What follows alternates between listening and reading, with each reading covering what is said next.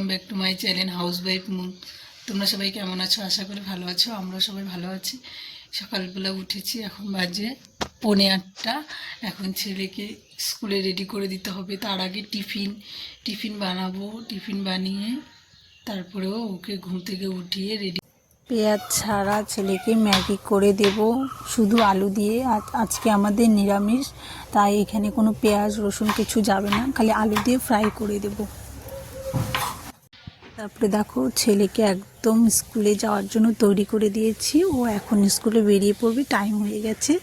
পাঠিয়ে দিয়ে আজকে যেহেতু শুক্রবার, আজকে আমাদের নিরামিষ, তাই চা বানিয়ে খেয়ে সকালের টিফিনও করা হয়ে গেছে। ম্যাগি করেছিলাম, ম্যাগি খেয়েছি। তোমাদের দাদা ভাইও খেয়ে তারপরে কাজে চলে গেল। এখন আমি আমার বাকি কাজ সব, এত ঠান্ডা লাগছে মনে হচ্ছে কি কাজ না করে রোদ্রে গিয়ে বসে থাকি, কিন্তু কাজও তো করতে হবে, অনেকটা বেলাও হয়ে গেছে। কি যে ঠান্ডা, কি বলবো। যারা শিলিগুড়িতে থাকো তারা দেখো কাজ টাজ করে আমি ফ্রেশ হয়ে চলে এসেছি। এই যে দেখো, আমি রান্না এখন করব না, যতটুকু পারবো আমি চেষ্টা করবো এখন করে রাখা, নাহলে ছেলেকে নিয়ে এসে করব। দেখো আমি সোয়াবিন সিদ্ধ এখানে ফুলকপি কেটে রেখেছি, ফুলকপির বড়া করব, বেগুনের বড়া করব, আলু ভেজে দেবো আমার ছেলেকে।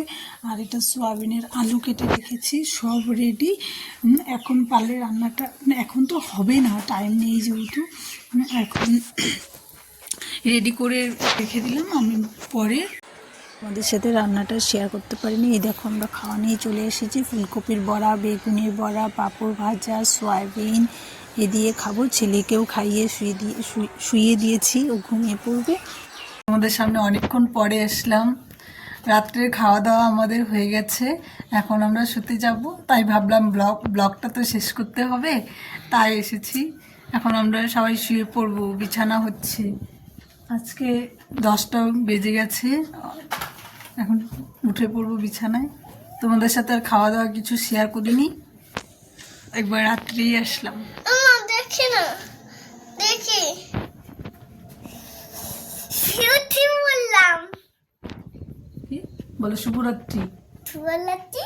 সবাইকে শুভরাত্রি, গুড নাইট বলো। Good night. দেখতে থাকো আজকের ব্লগটা।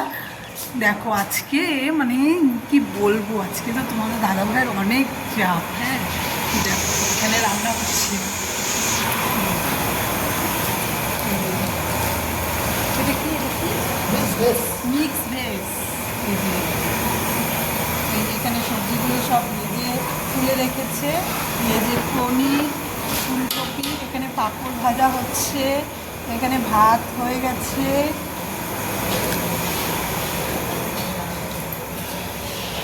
দিদিরা স্যালাড কাটছে।